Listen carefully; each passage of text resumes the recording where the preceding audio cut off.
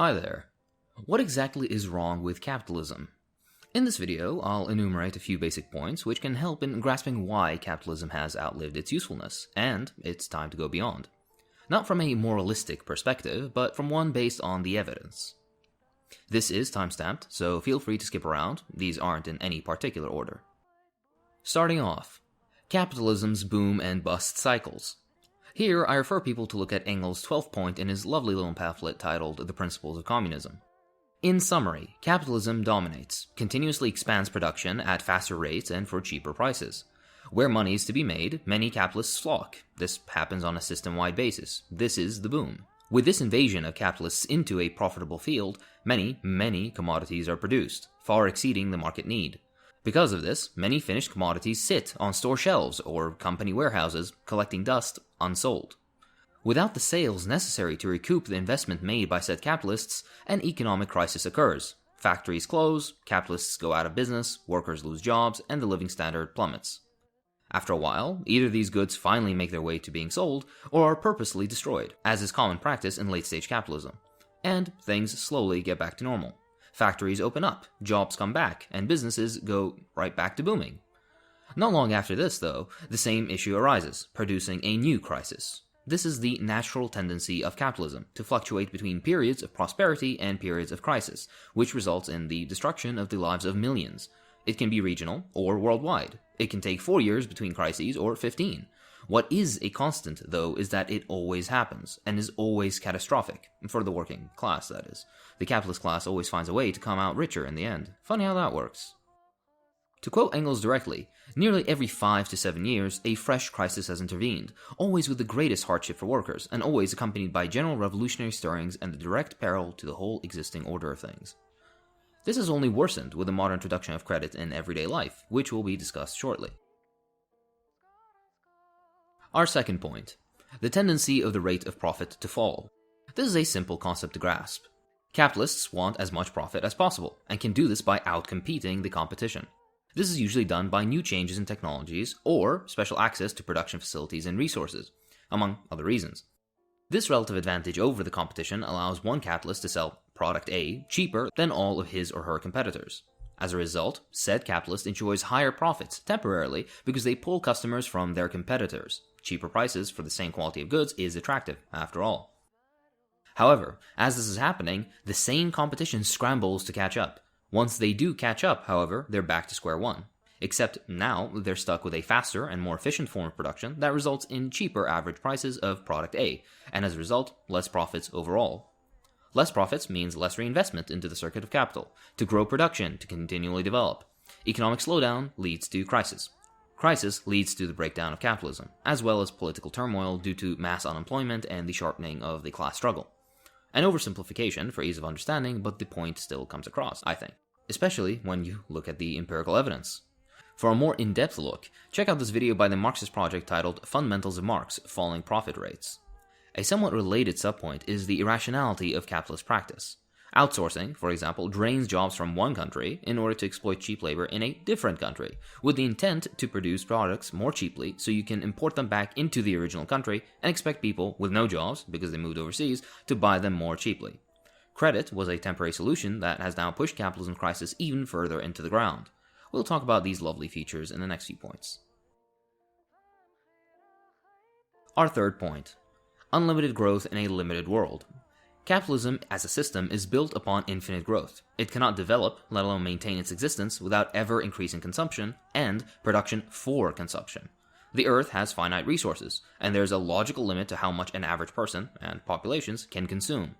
This relatively simple point has many severe consequences.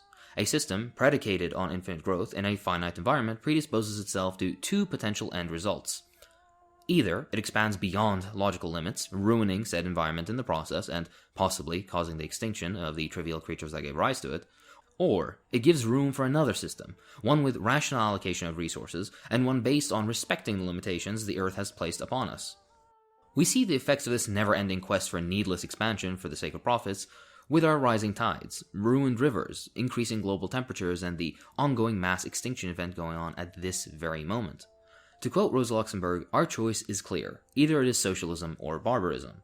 More appropriately nowadays, though, either it is socialism or extinction. Our fourth point: profit over all else. This is a point of overarching importance regarding capitalism. As a result of competition in the marketplace, capitalists seek to attain as high profit as possible. What this results in is, essentially, capitalists attempting every single method, be they ethical or not, to reach said goal. In this case, nothing is off the table. Lobbying the government and directly circumventing the democratic will of the people is America's pastime at this point. Ruin of the environment, circumventing labor laws such as overtime laws or 39-hour contracts to avoid paying workers, or wage theft, etc. Even assassination and overthrow of governments at home and abroad. Central American history in particular, with the United Fruit Company, and Latin American history as a whole is a testament to this. They don't do this because they're particularly evil or scheming, but because the nature of the system demands it. If you fall behind, another capitalist gets the upper hand, secures higher profits, outcompetes you in the market, and wins. Essentially, capitalism rewards corruption. And even when strong state institutions exist to curtail this failure of the capitalist system, it's little more than a theatrical cat and mouse game, where a token capitalist gets caught, gets a slap on the wrist, and back to business it is. Capitalism values profit, and profit alone. A system built atop profit solely will always need state intervention to correct its excesses, and as a result will always succumb to political and other corruption. Thing is, though, it isn't technically corruption, it's just the capitalist state doing its regular job. It's supposed to serve the interests of the capitalist class. Just how brazenly it's done is what determines how corrupt it is. However, to argue that capitalism, but with a heavy hand behind it, holding the reins, would be the solution fails, because 1. The capitalists that successfully manage to corrupt and gain influence, and hence more convenient legal rights or opportunities for development, meaning higher profits, would win out over the honest capitalists, outcompeting them and essentially proving that this form of corruption is the only way to get ahead. A capitalist who plays by the rules ends up with less profits. Less profits means less money and resources to reinvest into the circuit of capital, meaning less development or advertising or whatever else, which will end up always in the same result. They will lose to a far more fierce and shrewd businessman who will repress wages to as low as they can go, extend the workday as long as they can possibly get away with it, circumvent every law and regulation through either bribe or flagrant dismissal of the nation's justice system, and in the end be rewarded for this behavior with record profits. This leads to point number 2. We are basically relegating ourselves to a never-ending upward fight against political corruption, whether it be respectable corruption in the form of convenient state favors by the capitalist state, or via the more audacious forms we normally associate with political corruption. A related subpoint to this would be, because of the senseless drive for profit, there's incentive for the irrational orientation of resources for that which would garner the most profit, rather than meet the needs of the population. That's why in the overexploited countries of the imperial periphery, and even at home in the grand US of A, we see state institutions and private companies scrambling to build luxury condos for rich tourists, rather than proper housing for the working class. Point number 5. Capitalism and meritocracy. A common trope we hear is that capitalism is a meritocratic system, that whoever works hard enough will see their dreams realized and will attain success and wealth.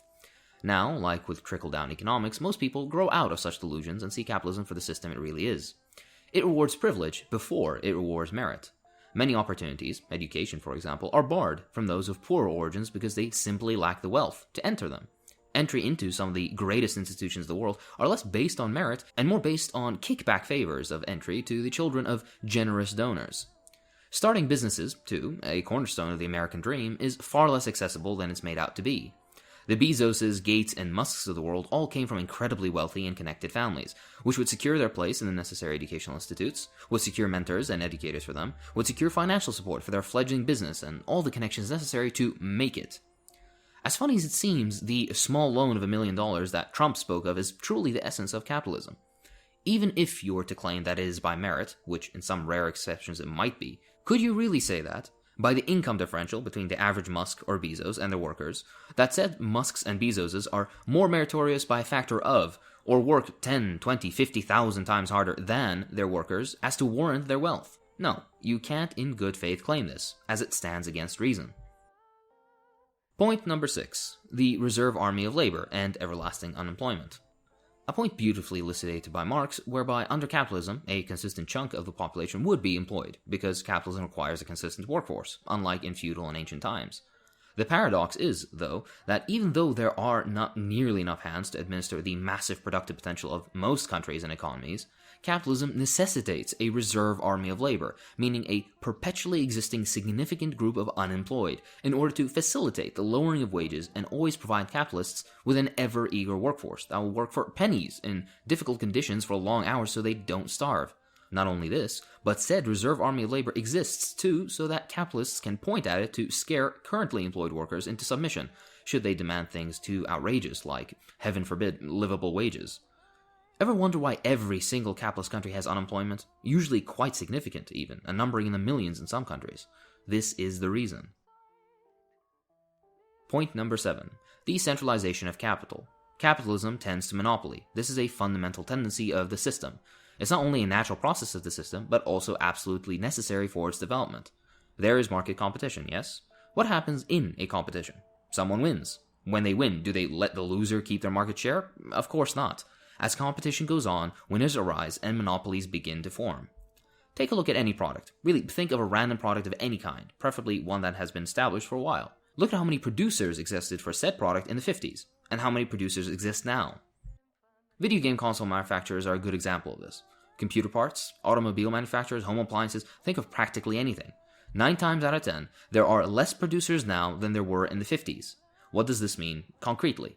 It means in competitions, winners emerged. It means monopolies and oligopolies form, ironically cancelling out all the supposed benefits of capitalism, that being variety, the possibility of starting a small business, competition, etc., and exerting pressure, on government or otherwise, for their interests, as monopolies usually do. This doesn't only apply to tangible goods, too. Internet services, media sources, etc. all undergo the same process. That's why a handful of companies own all popular and news media in the US, for example.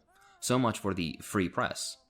This leads into the point mentioned prior about corruption, too. Neat how it all ties together, no? Point number 8. Class antagonism. One of the main contradictions of capitalism is the fundamental class antagonism of the capitalist and the worker. The capitalist wants their workers to work as much as possible, as hard as possible, for as long as possible, for as little money in compensation as possible. The worker, on the other hand, wants to be compensated as much as possible for the work they do. They have diametrically opposed interests. As a result, they strive for different objectives. Workers want higher wages, shorter working hours, improved safety standards, etc. Capitalists want lower wages, lower working hours for their workers, less and less safety nets of all kinds, sometimes literal in the case of the mining industry. With this difference of objectives, there is struggle. As a result of the struggle, political instability forms, and capitalists, who hold political power in capitalist states, undermine real democratic initiatives and institutions by whatever way they can, either by bribery, by lobbying, why am I saying the same thing twice, by manipulative nonsense like giving away sandwiches in return for a vote in many third world countries, or by outright violent state repression. Amongst other things, but we won't get into labor aristocracy or Gramscian concepts of cultural hegemony here.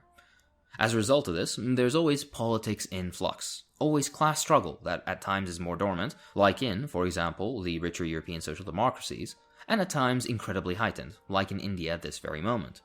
This means that peace and stability is not an option, because the capitalist system fundamentally originates this contradiction. It's the default, sometimes offset, but never gotten rid of. Number 9. The impossibility of a solution within the system. All hitherto developed remedies for the failures and contradictions of capitalism have only postponed the inevitable. Lower wages as far as they can go to maximize profits as much as possible. But hold on, those same workers that you've reduced the wages of are the very same consumers you hope will buy your products. This was a significant problem before globalization and the invention of the credit system. An ingenious development where instead of paying for things with existing money you have, you can instead loan the money and pay it back on interest. Hold on again though. These same workers don't make nearly enough money to pay it back, let alone the interest on top of it. Combine that with predatory loaning and buy-ups of debt packages meant specifically to harass the absolute poorest into paying exorbitant amounts of money, and you have an issue. Bubbles speculated on and the endless desire for profits cause a whole fictitious system to rise up, running emotions high until the whole damn thing crashes, horrifically, rendering countless millions homeless and unemployed, destroying businesses and ruining production lines. For a species that considers themselves intelligent, hell, we've named ourselves Homo sapiens, wise men, we sure are running a stupidly irrational system. Boom and bust cycles are no different. The Keynesian solution of higher taxation during the boom to offset the bust fails because, well, the taxation pool, when not applied to the capitalist class, interesting how conveniently that always works out, is fairly limited and stands to fall as well as a result of capitalist policies. Modern Keynesian methods at mitigating capitalist crises have all met failure as proof of this. Universal Basic Income, or UBI, is another Hail Mary attempt of capitalism, where capitalists try to artificially sustain a consumption standard of the population by just straight up giving people money for consumption purposes. The contradictions of this are more or less self-evident, but possibly I should make a dedicated video to this point eventually. The general point is this: these contradictions of capitalism will surface again and again and will further entrench themselves, heightening the class struggle and destabilizing the system from within. Conclusion. This is not by any means an exhaustive list, as I'm not touching on capitalism and its relation to imperialism, for example, or its reproductive tendency of inequality, or the myriad of other issues that are inherent to the system. At most, this was a basic breakdown of just a few points. If you'd like further reading, I'd recommend Marx's two short works titled Wage, Labor and Capital and Value, Price and Profit for an introduction to Marxian analysis of capitalism. For general criticism of capitalism by a non-Marxist economist, I'd recommend Ha-Joon Chang's works, such as 23 Things They Don't Tell You About Capitalism. For a deeper look into the contradictions of capitalism, take a look at David Harvey's 17 Contradictions and the End of Capitalism. Finally, for an easy-to-read and general introduction to the usual objections against Marxism, take a look at Terry Eagleton's book titled Why Marx Was Right. That's all for this time. If you enjoyed what I do, then please consider supporting me on Patreon. It really does help.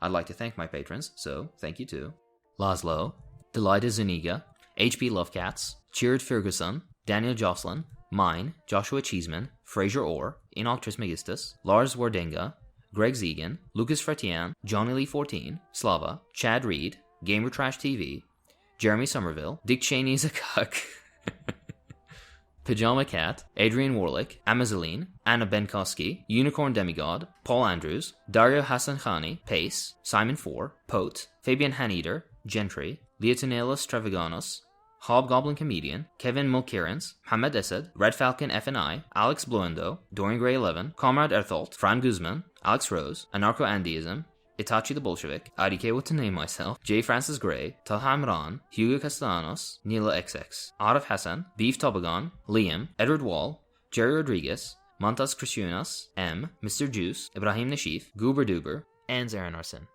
Thanks for watching.